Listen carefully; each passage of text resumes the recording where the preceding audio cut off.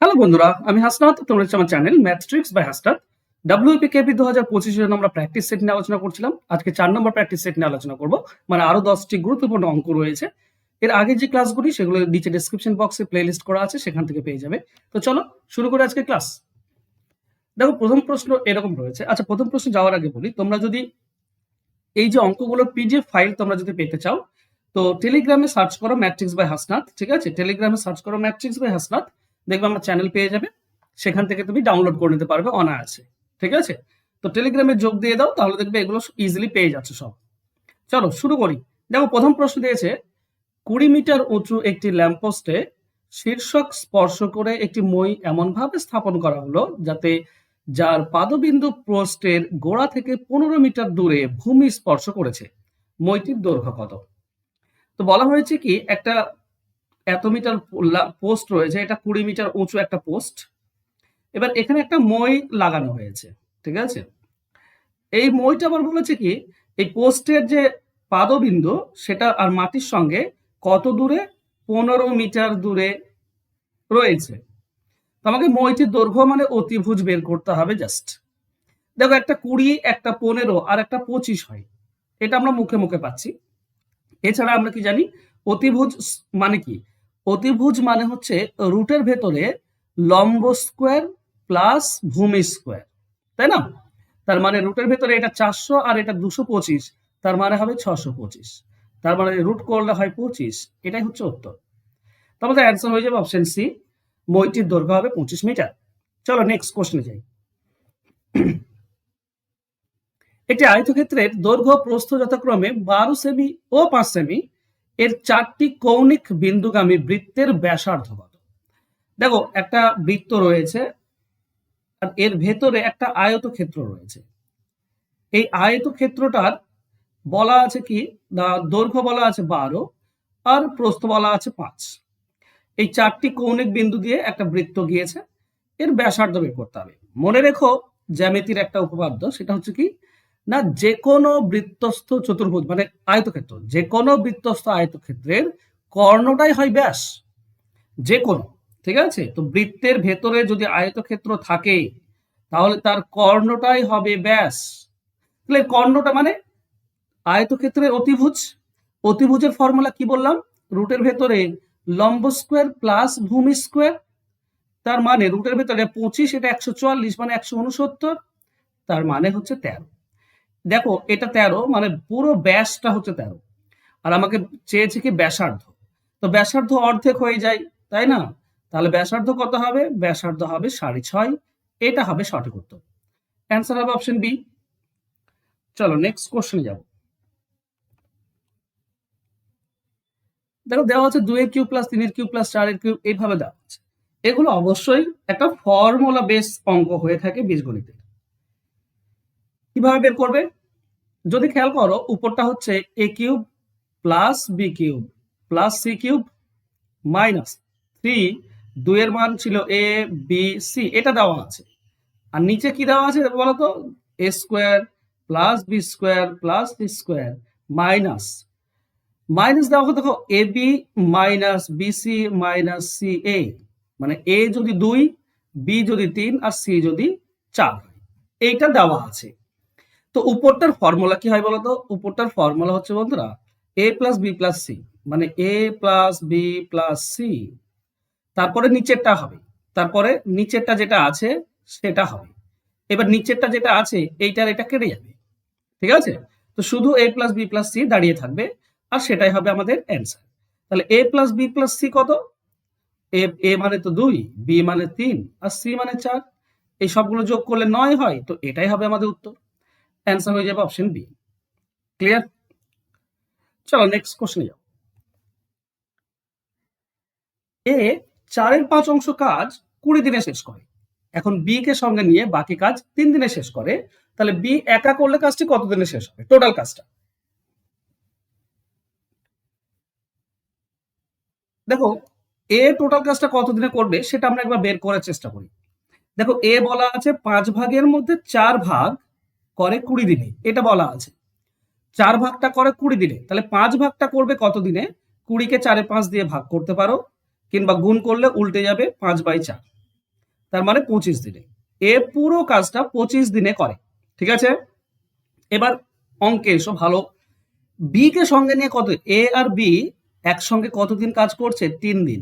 এই যে 3 দিন কাজ করছে, বাকি কাজটা, এই বাকি কাজটা এ কতদিনে করতে পারতো? দেখো, এ 20 দিন করেছে কাজ, আর এ 25 দিনে করতে পারে। তার মানে এর আর 5 দিনের কাজ বাকি ছিল। এর 5 দিনের কাজ বাকি ছিল। 20 দিন করেছে, 5 দিন বাকি ছিল। সেটাই দুজনে মিলে 3 দিনে করেছে। এবার এখান থেকে দুজন বলা আছে, একজন বলা আছে, তো আর একজন আমরা পেয়ে যাই কি করে? না 3 আর 5 উপরে গুণ হবে আর নিচে বিয়োগ হবে। ঠিক আছে, তো 15/2, তার মানে আমরা, আচ্ছা 15/2 রেখে দিই। 15/2 দিনে কোন কাজটা? যেটা এ 5 দিনে করতে পারে।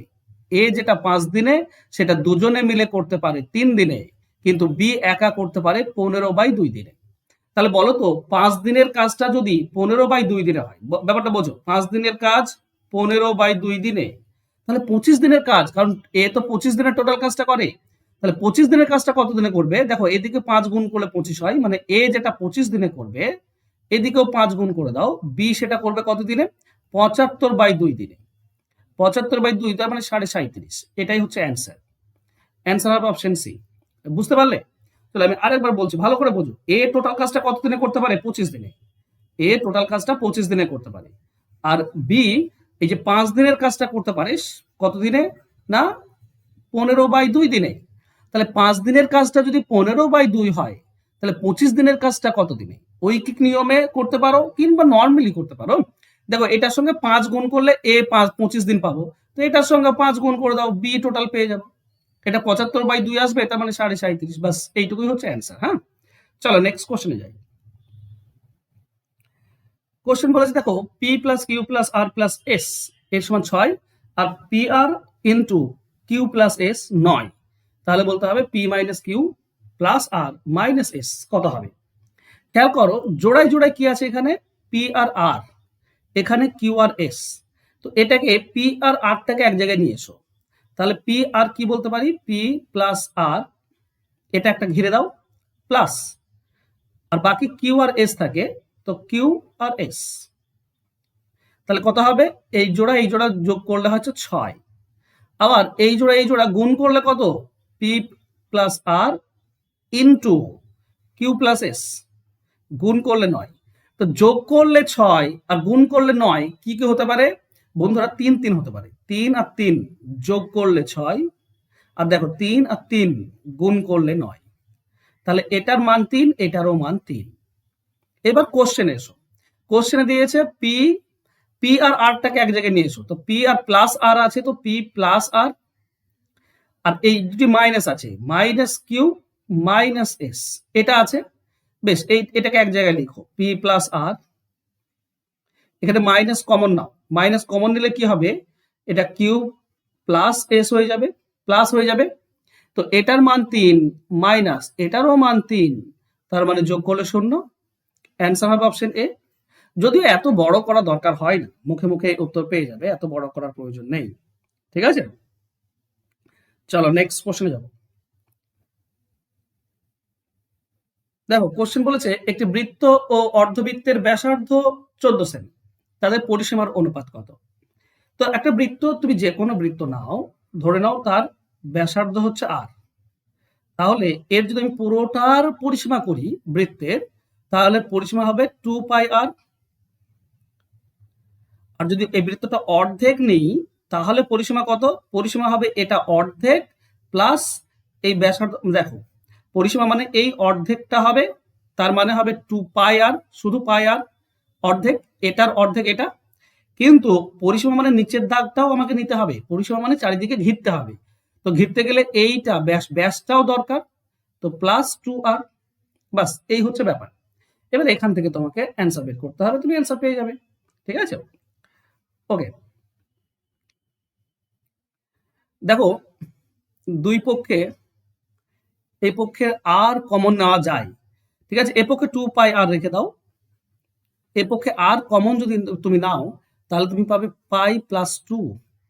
দেখো, আর আর আর কেটে দাও দুই পক্ষে, তাহলে এটা হচ্ছে 2π। 2π মানে 2 ইন্টু, সরি অনুপাত হবে, সরি 2 ইন্টু পাই মানে হচ্ছে 22/7 অনুপাত। এটা পাই মানে 22/7 প্লাস 2, ঠিক? এটাতে আমরা পাবো 44/7। আর এটা 7 যদি লসাগু হয় তো 22 আর 14 যোগ 22 আর 14 যোগ করলে হচ্ছে 36। দেখো 7 7 কেটে যাবে, 4 দিয়ে কাটলে 11, এটা 4 দিয়ে কাটলে 9, তো 11:9। অ্যান্সার হবে অপশন ডি। আশা করছি বুঝতে পেরেছো। সিম্পল। চলো নেক্সট কোশ্চেন দেখো, বলা হয়েছে a প্লাস বি 6 আর a বি 8, তাহলে a cube plus B cube এর মান কত? দেখো দুটি যোগ করলে 6 আর গুণ করলে 8, কি কি হতে পারে? দেখো 4 আর 6, 4 আর 2, 4 আর 2 যোগ করলে 6 হয়, 4 আর 2 গুণ করলে 8 হয়। তাহলে এর ভ্যালু 4 হলে 4 এর কিউব, প্লাস বি এর ভ্যালু 2 হলে 2 এর কিউব, 4 এর কিউব 64 আর 2 এর কিউব 8, যোগ করলে হচ্ছে 72। এটাই হচ্ছে উত্তর। অ্যান্সার হবে অপশন বি। এছাড়া ফর্মুলা ফেলেও তুমি করতে পারো, কোনো সমস্যা নেই। ঠিক আছে, চলো নেক্সট কোশ্চেন। দুটি পাত্রে দুধ ও জলের অনুপাত হচ্ছে 5:6 এবং 13:9। মিশ্রণ দুটি মেশানোর পর নতুন মিশ্রণের অনুপাত কত হবে? যখনই তুমি দুটি পাত্র মেশাবে, মনে রাখবে আনুপাতিক যোগফল 1 করে নেবে। এখানে 5 আর 6 যোগ করলে 11 হয়, আর 13 আর 9 যোগ করলে 22 হয়। তাহলে এই 22 কে আমরা 22 রাখবো, 11 কে আমরা কি করবো? 22 করবো। 11 কে 22 কিভাবে করতে পারি? দেখো আছে 5:6, তাহলে 2 গুণ করে দাও, দেখো 22 হয়ে যাবে। দেখো এই দুটির সঙ্গে 2 গুণ করলে 5 2 10, 6 2 12, দেখো 22 হয়ে গেল। আর এটা এই যে 13 9, এটা তো অলরেডি 22 হয়ে আছে, তো 1 গুণ করলেই 22 হয়ে যায়। এটা হয়ে যাবে 13, এটা হয়ে যাবে 9, এটাও 22, এটাও 22। এবার তুমি কি করবে? প্রথমটার সঙ্গে প্রথম মিশিয়ে দাও, তাহলে 23, আর এটার সঙ্গে এটা মিশিয়ে দাও 21, এটাই হবে অনুপাত। সহজ জিনিস। ঠিক আছে, তো অ্যান্সার হবে অপশন সি। এক্স ধরার দরকার নেই বা ভগ্নাংশ করে বের করার দরকার নেই। চলো নেক্সট কোশ্চেন বলেছে, একটি কাজ 5 জন পুরুষ 6 দিনে করতে পারে আর 10 জন মহিলা 5 দিনে করতে পারে। ওই কাজ 5 জন মহিলা এবং 3 জন পুরুষ কত দিনে করবে? দেখো পুরুষ আর মহিলার অনুপাতটা প্রথমে বের করে নাও। দেখো 5 জন পুরুষ 6 দিনে করতে পারে, তো একদিনে করতে গেলে 30 জন পুরুষ লাগবে। আর 5 জন মহিলা 10 দিনে করতে, 10 জন মহিলা 5 দিনে করতে পারে, একদিনে করলে 10 5 50 জন মহিলা লাগবে। এই দুটি একদিনে করতে পারে, তো এই দুজনের সমান। তার মানে বলতে পারি 3 জন পুরুষ সমান সমান 5 জন মহিলা, তাই না? শূন্য কেটে দিলে। এবার যে কোনো একটা বের করো তুমি। ঠিক আছে, আচ্ছা এই যে 10 জন মহিলা 5 দিনে করতে পারে, এই 10 জন মহিলা মানে আমরা কি বলতে পারি? 6 জন পুরুষ, হ্যাঁ কি না? দেখো এখানে কি আছে? 5 জন মহিলা 3 জন, তাহলে 10 জন মহিলা 6 জন পুরুষ, এটা বলতে পারি। তাহলে 6 জন পুরুষ করতে পারে 5 দিনে। আর চাওয়া হয়েছে কি? চাওয়া হয়েছে 5 জন মহিলা 3 জন পুরুষ। আচ্ছা 5 জন মহিলা মানে তো 3 জন পুরুষ, প্লাস এখানে 3 জন পুরুষ চেয়েছে, তাহলে মোট 6 জন পুরুষ কত দিনে করবে সেটা চেয়েছে। তো 6 জন পুরুষ তো আমি আগেই বের করে ফেলেছি, 5 দিনে করবে। 6 জন পুরুষ 5 দিনে করবে। অ্যান্সার হবে অপশন বি, তাই না? করে ফেলেছি। চলো নেক্সট কোশ্চেন। এটা তোমাদের জন্য হোমওয়ার্ক থাকলো, খুব ইম্পর্টেন্ট অঙ্ক, আমি নেক্সট ক্লাসে করে দেবো। ঠিক আছে, এটা অ্যান্সার নেক্সট ক্লাসে আমি করে দেবো। দেওয়া আছে কোন সংখ্যাকে পরপর 3 4 এবং 7 দ্বারা ভাগ করলে যথাক্রমে 2 3 2 1 এবং 4 ভাগশেষ থাকে। যদি এক সংখ্যাকে 84 দ্বারা ভাগ করা হয় তাহলে কত ভাগশেষ থাকবে? সব থেকে মজার বিষয় একটা হিন্টস তোমাদেরকে দিয়ে দিচ্ছি। 3 4 আর 7 গুণ করলেই 84 হয়, তাহলে আমাদের অ্যান্সার বের হবে কি? শুধুমাত্র মোট ভাগশেষ। মোট ভাগশেষ বের করতে পারলেই আমরা অ্যান্সার পেয়ে যাব। আর সেটা বের করা আমি তোমাদেরকে অনেকবার শিখিয়েছি, তো এর অ্যান্সার বের করো। আর যারা শিখতে চাইছো, সাজেশন ব্যাচ অলরেডি আমার শুরু হয়ে গিয়েছে। এটা পরীক্ষা অবধি ক্লাস চলবে।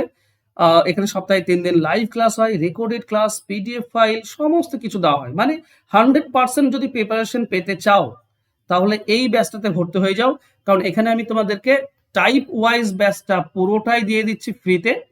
টাইপ ওয়াইজ ব্যাচটা সম্পূর্ণ ফ্রিতে পেয়ে যাবে। আর সাজেশন ব্যাচ, যেখানে তুমি চ্যাপ্টার ধরে ধরে সাজেশন এবং মক টেস্ট দিতে পারবে। আর এই দুটো ব্যাচ একসঙ্গে কম্বাইন করলে 100% তোমার প্রিপারেশন হয়ে যাবে WPKB পরীক্ষার জন্য।